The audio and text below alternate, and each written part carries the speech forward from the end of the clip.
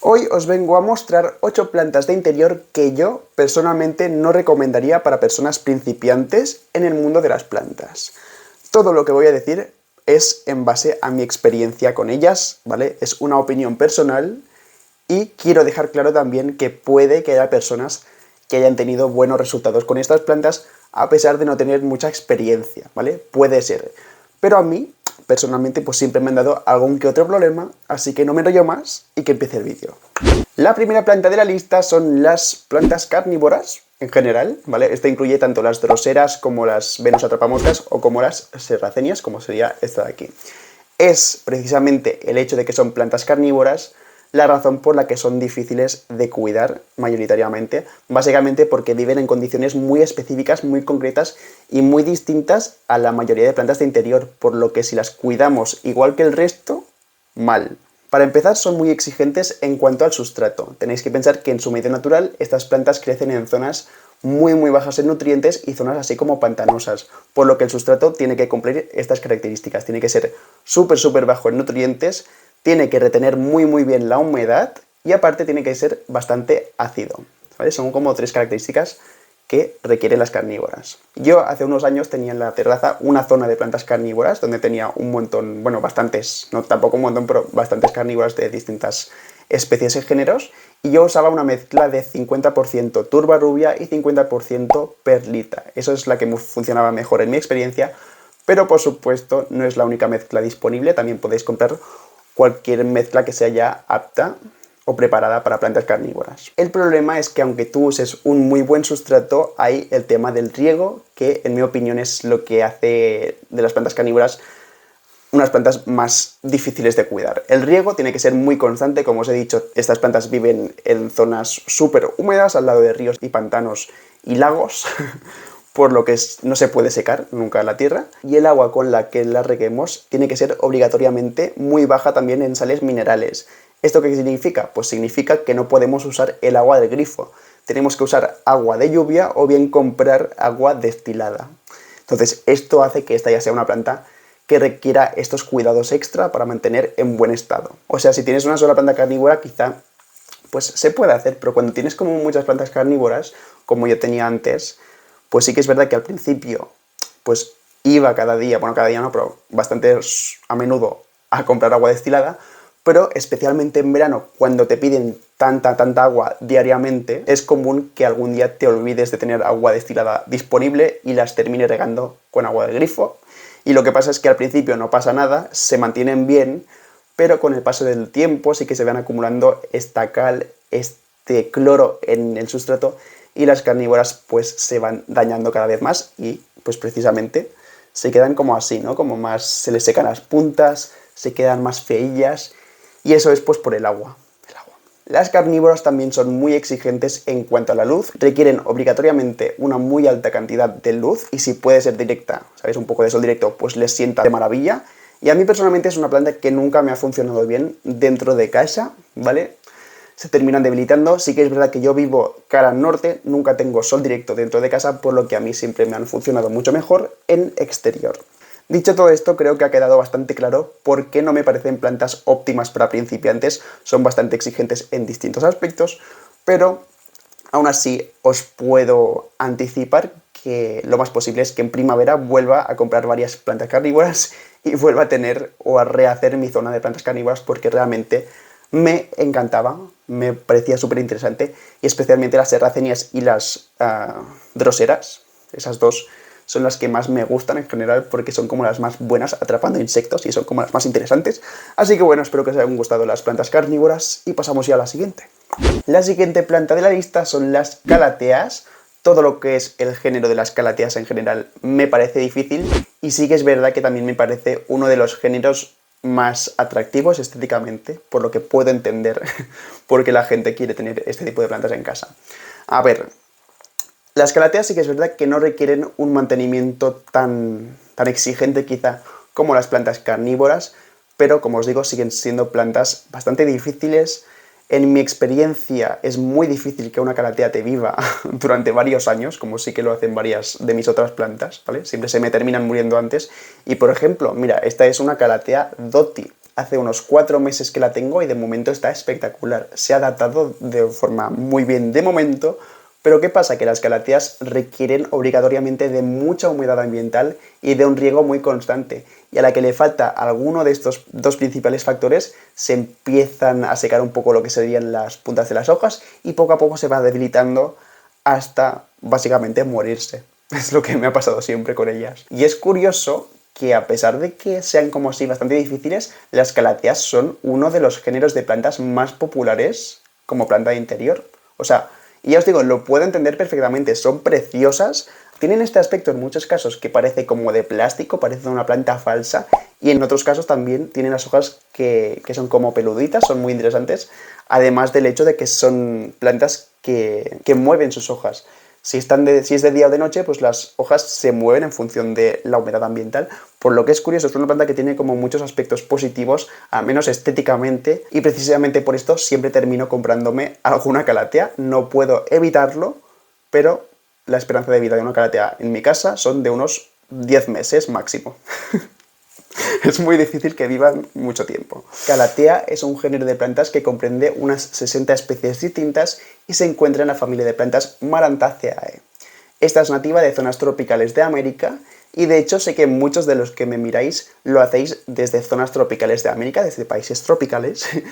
Así que me gustaría saber si vosotros, los que vivís en esas zonas, consideráis las calateas plantas difíciles o fáciles, ¿vale? Porque quizá al estar más cerca estar directamente en su hábitat, allí se adaptan mucho mejor, ¿no? Por lo que ponedme en los comentarios si a vosotros se os adaptan mejor las calateas en casa o si siguen siendo plantas dramáticas y difíciles, como a mí me parece. Y tengo que admitir que yo mi calatea Doti la tengo en el exterior, no en interior, ¿vale? La tengo de hecho en la zona de plantas moribundas, ya sabéis que tengo una zona donde pongo las plantas más enfermas y esta la tengo allí no porque esté enferma, de momento, sino porque esa zona es como que tiene una muy alta humedad, por lo que me dio la sensación que se podría adaptar bien allí. Y de momento sí, se está adaptando súper bien allí, así que bueno, ya os iré informando de su evolución, porque ojalá se adapte bien por fin una calatea en mi casa, así que ya os iré contando. La siguiente planta de la lista me parece difícil, más bien por razones opuestas a la calatea, y estos son los cactus injertados. Concretamente me voy a centrar en los cactus injertados con el Hymenocalcium mijanovici, que en mi opinión es el tipo de injerto de cactus más popular y más accesible, y me parece que no son precisamente una opción ideal para principiantes. Siempre te terminan dando algún que otro problema que la gran mayoría de cactus más populares no te suelen dar. Ya sabéis que yo tengo muchos cactus en casa, especialmente en exterior, y lo que me gusta mucho de hacer con los cactus es precisamente hacer composiciones con ellos. Cuando haces composiciones, a pesar de que los cactus en general sean plantas de crecimiento lento, sí que es verdad que lo bonito, en mi opinión, es ver cómo poco a poco, con el paso de los años, se van adaptando en esta composición, se van haciendo un poco más grandes y pues van floreciendo. Y simplemente, pues eso, ver cómo se van sintiendo cómodos y creciendo en sus respectivas composiciones. ¿Qué pasa? Que a pesar de que los cactus sean lentos, van creciendo normalmente. Pues con con el injerto de Hymenocalcium, siempre que he hecho una composición con este tipo de cactus, lo que me pasa es que todos los demás se van haciendo grandes y se van adaptando, pero estos se quedan prácticamente iguales. No crecen, son extremadamente mucho más lentos que los demás cactus y pues no tiene tanta gracia ver su evolución porque están prácticamente siempre igual. A ver, sí que es verdad que hacen algún que otro cactus en los lados. Es bonito, si yo no te digo que no, es precioso, es muy cookie, es muy original, pero el hecho de que crezcan tan lentamente tampoco me parece lo peor del mundo. O sea, no todo el mundo quiere una planta que crezca. O sea, hay algunas que son de crecimiento muy lento y no pasa nada, pues te adaptas y esto siempre igual y ya está. Pero lo que más me molesta, por decirlo de algún modo, con este tipo de injertos de Hymenocalcium, es que son más susceptibles a pudrirse por exceso de agua que la mayoría de cactus. A ver, los cactus, como todos sabemos, son plantas a las que no les gusta regarse en exceso. Es muy importante que se seque el sustrato entre riegos, que tengan un sustrato con un alto drenaje, por supuesto, pero igualmente hay cactus que son más sensibles a este exceso de riego y cactus que son un poco más permisivos, ¿no? Por decirlo de algún modo. Pues estos, en mi experiencia, me parece que son un poco más sensibles a este exceso de riego y cuando los tienes en composiciones, pues muchas veces son susceptibles a pudrirse con cierta facilidad, ¿vale? En composiciones inevitablemente se acumula más agua, por lo que tienen que ser un poco más fuertes en muchos casos. Por eso, precisamente, estos me gusta tenerlos en macetas individuales, ¿vale? Aquí es mucho más fácil controlar el riego. Si los tenemos en interior, como yo los tengo, se tienen que regar pues una vez cada 2 meses o algo así, o sea, poquísimo, y con poca agua te aguantan súper bien la sequía, pero precisamente lo que no te aguantan nada bien es este exceso de agua. Entonces, vamos a entrar un poco en lo que sean estos injertos, porque son curiosos, ¿no? A ver, estos son 2 cactus juntos, como podéis suponer, por eso es un injerto. La parte de arriba, como os comentaba, es un Hypnocalycium, es un Hypnocalycium mijanovici, y la parte de abajo, en este caso, pues parece claramente un Hylocereus, que es un tipo de cactus más trepador, más colgante, es esos que se hacen tan grandes. Igualmente la parte de abajo también podría ser perfectamente un mirtillo cactus o otra variedad de cactus de estos más verticales. Entonces, lo que destaca también de este cactus es que la parte de arriba, lo que es el Hypnocalycium en sí, carece de clorofila. Esto significa que la supervivencia de este cactus solamente se da gracias a la parte de abajo, ¿vale? Es el Hylocereus en este caso la parte que sí que puede hacer la clorofila y la única parte de este cactus que puede absorber luz, puede absorber energía y mantener la planta en sí. Esto lo digo porque es importante entender que si tenemos uno de estos injertos de aquí y por ejemplo se suelta alguno de estos hijos, este si lo plantamos con tierra nunca nos va a poder crecer, siempre se va a morir porque no tiene clorofila y por lo tanto no se puede mantener por sí solo. Por lo tanto, si lo que queremos es que esta cabeza de Hypnocalycium viva, pues tiene que estar obligatoriamente siempre injertado con otro cactus con clorofila. Dicho todo esto, si tú tienes cactus en casa y sabes cómo cuidarlos, no creo que este tipo de cactus así injertados te supongan una dificultad tampoco tan grande para cuidarlos. Es simplemente un poquillo más difícil en mi experiencia, pero no es nada exagerado, ¿vale? Solo para dejarlo claro. Y en todo caso, los injertos me parecen súper interesantes. Es algo que yo jamás he hecho todavía, nunca he probado de hacerlo, pero es algo que tengo pendiente de probar de hacer en algún punto, a ver si me funciona. Y pues nada, espero que os haya parecido interesante esta planta. Seguimos ahora con el Adiantum, uno de los helechos más bonitos y más difíciles que existe de cuidar para dentro de casa. Este es un helecho que cuando está en buen estado es perfecto para darle ese toque fresco y natural a cualquier espacio de tu casa o de tu balcón que tengas. Este helecho es curioso porque si tú te vas aquí en la montaña y te cruzas con algún río o con algún pantano o alguna zona así como muy húmeda, es muy común encontrarlo creciendo en perfecto estado, allí entre las rocas, sin apenas requerir sustrato y sin nadie que le haga ningún tipo de mantenimiento. Crecen súper bien y quedan realmente bonitos, por lo que es normal que la gente haya intentado conseguir estos helechos e intentarlos convertir en plantas de interior. ¿Qué pasa? Que en interior es muy difícil replicar estas mismas condiciones de humedad en las que sí que se dan en su medio natural. Además, en cuanto al riego, por supuesto, esta es una planta a la que no le puede faltar nunca agua, requiere que el riego sea muy constante, que no se seque nunca de todo el sustrato, y además también he leído que sería muy aconsejable que el agua con que reguemos nuestro helecho esté libre de cal y libre de cloro para que esta no dañe la planta, ya que sí que es sensible a estas sales minerales también. Por todas estas razones, es muy difícil que un Adiantum se adapte bien en interior a largo plazo. Normalmente pasa un poco lo mismo, bueno, al menos para mí, pasa un poco lo mismo que con las calateas o plantas así. Empiezan súper bien, tú los riegas constantemente, se mantienen bastante bien, pero poco a poco se van dañando un poco las hojas, van quedando ciertas partes de las hojas más negras, ya no crecen con la misma fuerza y claramente se nota esta falta de humedad. Mira, si lo miráis por aquí, veis que tiene como partes negras, partes que ya no están tan sanas, pues eso es pues porque el ambiente en el que está no es el apropiado para una planta así. Dicho todo esto, sí que hay una manera en la que podríamos tener un Adiantum en perfectas condiciones en casa sin necesidad de poner un humidificador ni nada que aumente la humedad de la casa necesariamente. Y esta opción sería un terrario.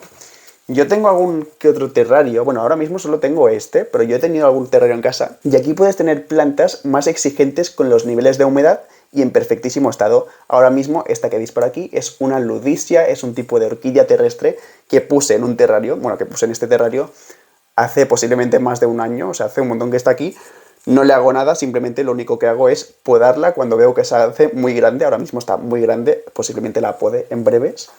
Pero igual que tengo una ludisia, podría tener perfectamente un adiantum en el terrario y yo estoy completamente seguro que se adaptaría perfectamente bien. En todo caso, si hay algo positivo de los adiantums, más allá de su valor estético, es que son plantas que no requieren una maceta muy grande para crecer, en poco espacio pueden desarrollarse con bastante plenitud y también son plantas que no son susceptibles a pudrirse por exceso de riego, son bastante tolerantes en este aspecto. Yo jamás he visto un adiantum ahogarse, por lo que, bueno, puede ser una planta buena para esas personas que tiendan a regar en exceso sus plantas.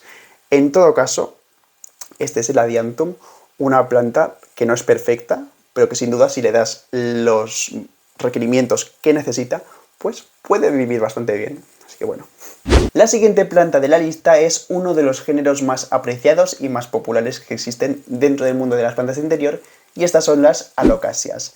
A mí, en lo personal, las alocasias me parecen plantas muy difíciles de cuidar, me cuestan mucho, por lo que me parece sin duda una planta que no recomendaría para personas principiantes. Sí que tengo que decir que el género de las alocasias es bastante amplio, existen algunas variedades o especies como la típica marquesa o alocasia macrorrhiza, me parece que se dice, que es bastante fácil de cuidar por lo que yo he escuchado, pero la gran mayoría de alocasias, y concretamente las que tienen estéticas como más interesantes, que son las que yo he tenido, me parecen difíciles de cuidar. Yo he tenido la alocasia cuprea, la alocasia, esta creo que es la sinuata, si no me equivoco, he tenido la cebrina o la poli, y todas estas a largo plazo es que no me aguantan, son difíciles.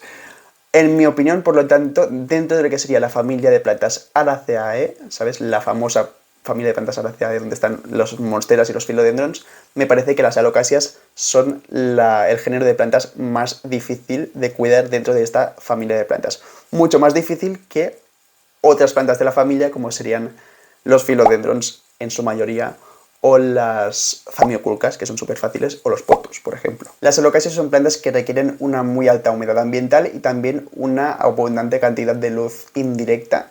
Y lo que me suele pasar a mí, a ver si podéis simpatizar conmigo, es que cuando tú la compras está muy bien, pero va perdiendo hojas. Empieza con 5, después pasa el tiempo 3 hojas, 2 hojas, se queda mucho tiempo así como con 2 hojas, y al final se termina como consumiendo. Es lo que me pasa siempre con las alocasias. Se van como comiéndose a ellas mismas. No entiendo nada. A ver. Aún así, en su defensa tengo que decir que las alocasias me crecen a mí al menos muchísimo mejor en exterior que en interior. Sí que en exterior las he visto prosperar, que es algo que en interior jamás he visto. En plan, en interior siempre van como a peor. Pero en exterior, con esta luz extra, muchas veces sí que he visto a una alocasia hacerse más bonita. Aún así, ¿qué pasa? Que en invierno las alocasias también entran como en reposo y es muy común que se queden hibernando totalmente. Es como van perdiendo las hojas y a veces o entra en reposo y no crece, o bien literalmente se mantiene solo por el rizoma este subterráneo que tienen. A mí, en este aspecto, lo que me ha pasado varias veces, que es gracioso en parte, es que yo he tenido alocasias que se me han muerto aparentemente, y al reciclar esta tierra y usarla con otras plantas, he visto como después me salían alocasias por la terraza, ahí solas. Ahora mismo tengo alguna alocasia pequeñita que me está saliendo, me está brotando por allí, de alguna alocasia que yo tiré en su momento y reciclé el sustrato, porque yo siempre reciclo el sustrato para las plantas de exterior normalmente, ¿no? Por lo que sí es gracioso ver cómo a veces plantas que parece que se hayan muerto, como tienen este rizoma subterráneo, pues no estaban realmente muertas, simplemente habían entrado como en reposo, pero después te brotan. En todo caso, cuando empiezan a brotar solas de la terraza, me he dado cuenta que siempre que las intento como coger y poner en una maceta individual, se mueren otra vez.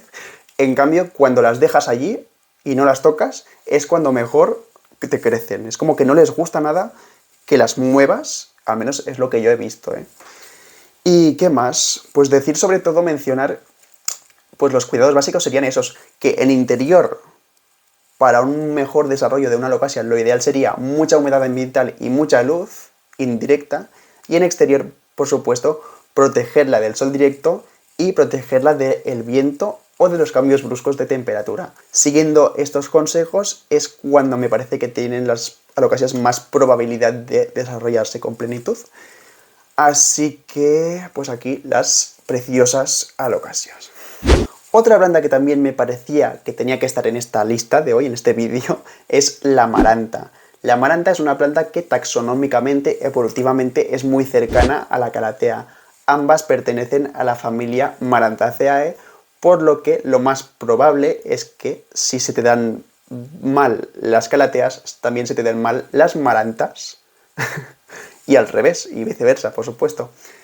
Aún así, en su defensa tengo que decir que las marantas me parecen, por norma general, un poco más fáciles que las calateas, pero lo más común, al menos en la experiencia que he tenido yo con estas plantas, es que te terminen dando algún que otro problema. Lo más interesante de las marantas, más allá de su valor estético, que por supuesto es fascinante, mirad qué hojas, o sea, este patrón de hojas me parece brutal, pues lo más divertido quizás no es solamente su valor estético, sino el hecho de que las hojas cambian de posición en función de la hora del día, ¿no? Por eso la llaman la planta de la oración, porque se va como moviendo y ahora mismo están como cerradas, pero también en función sobre todo de la humedad ambiental que hay en el momento del día, pues se abren o se cierran. Ahora esta misma está como más cerradita.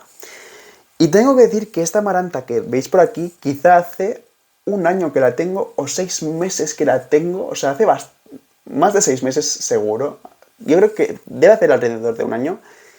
Creo que nunca en la vida me había durado tanto tiempo una amaranta como esta de aquí y sobre todo nunca me había durado en tan buen estado, por lo que estoy bastante sorprendido de que crezca tan bien, o sea, no sé, no entiendo nada. Esta tengo que decir que es una planta que la tengo creciendo en la zona de plantas moribundas, que ya os he comentado antes, que es una zona con una alta humedad ambiental de la terraza, donde no hay sol directo, pero sí que hay mucha luz y eso, pues mucha humedad. Entonces allí me he dado cuenta que lo que son marantas y calateas me crecen mejor.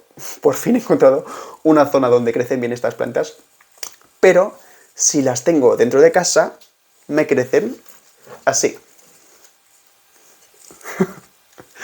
Básicamente les pasa esto, que se secan las puntas de las hojas por esta falta de humedad, se van debilitando, la estética de la planta se pierde, en plan queda mucho más fea, es una pena, y realmente si las miramos son variedades diferentes de marantas, ¿eh? Esta es como así como verdecilla y esta tiene como tonos más coloridos o debería tenerlos más coloridas. El en vez de las hojas también se nota, ¿no? Que es distinto. Joder, no puedo, pero esta es totalmente verde por delante y por detrás. Esta es rojita por detrás, por lo que tiene diferentes estéticas. Esta empezó muy bien también, estaba bonita en un primer momento, incluso de dentro de casa. Yo me aseguré de que tuviera mucha agua, ¿vale? Porque son plantas que sí que son muy exigentes con el agua, les gusta estar muy bien regadas en su mayoría.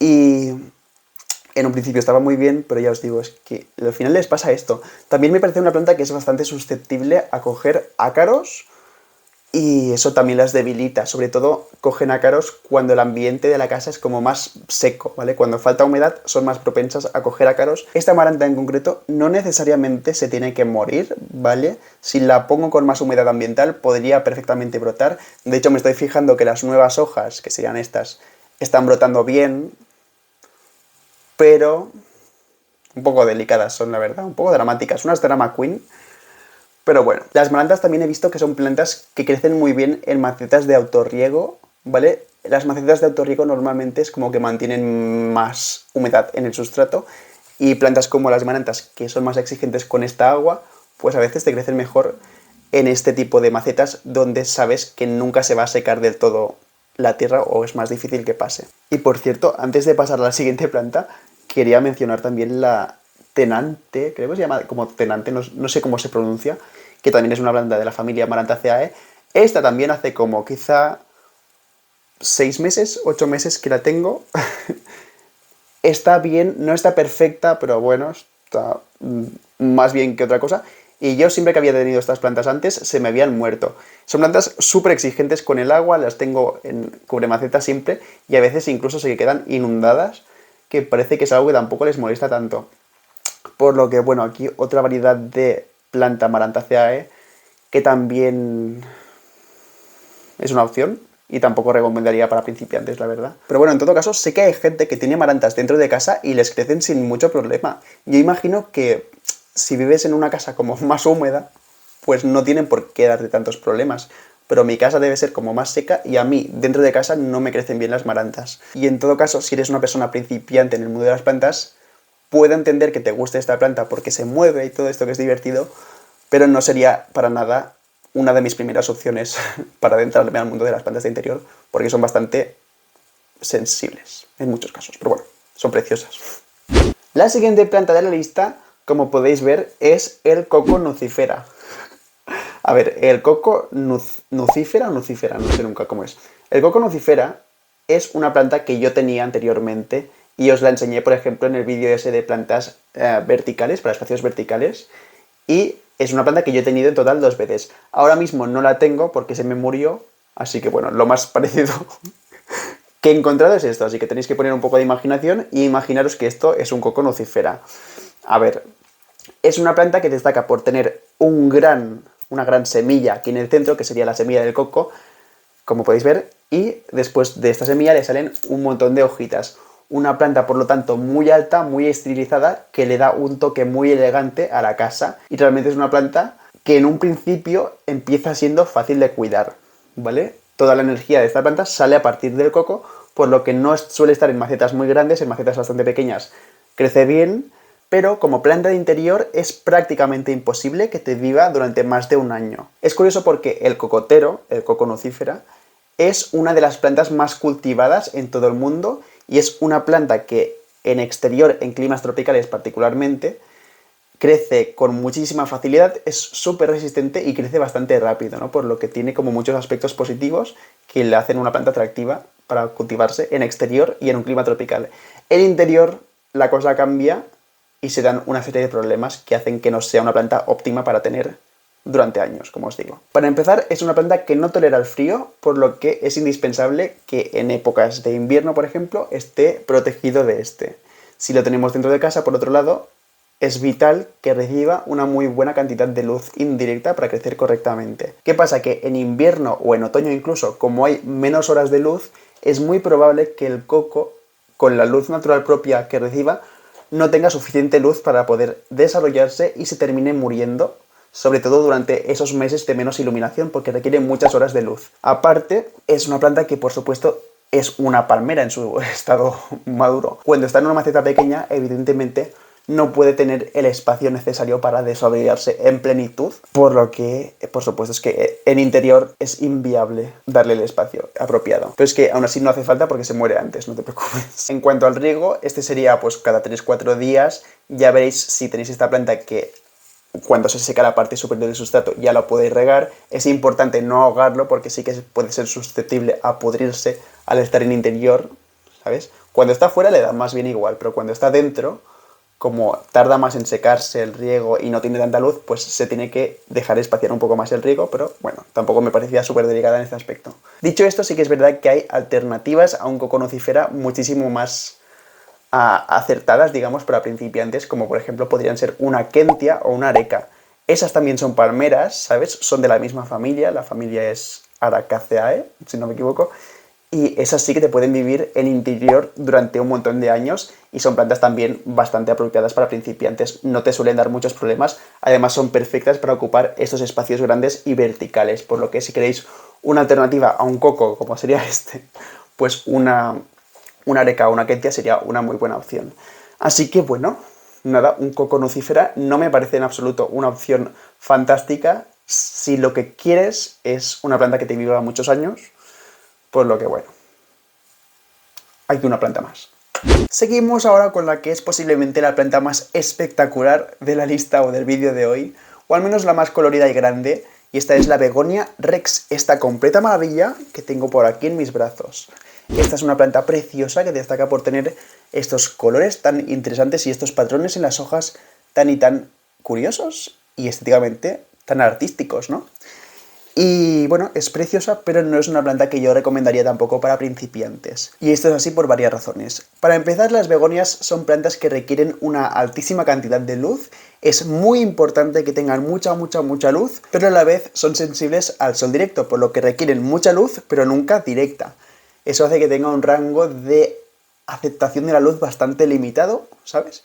Si la pones con poca luz, lo que sí que le pasa es que no solamente se debilita la planta, sino que pierde estos colores tan interesantes que la hacen tan atractiva, por lo que no nos interesa. Más allá de la luz, las begonias se benefician de una alta humedad ambiental y uno de los factores también muy importantes y relevantes para el bienestar de una begonia es el tema del riego. Las begonias son grandes amantes del agua, les gusta mucho el agua, les gusta ser regadas con mucha frecuencia, digamos que no se seque nunca de todo el sustrato, pero a la vez también son susceptibles a pudrirse por exceso de agua, ¿vale? Por lo que a veces es un poco difícil encontrar ese equilibrio perfecto de riego para una begonia rex. En cuanto al sustrato, es importante que este sea rico en materia orgánica, pero a la vez que sea muy bien aireado y poroso, y con un alto drenaje, ¿no?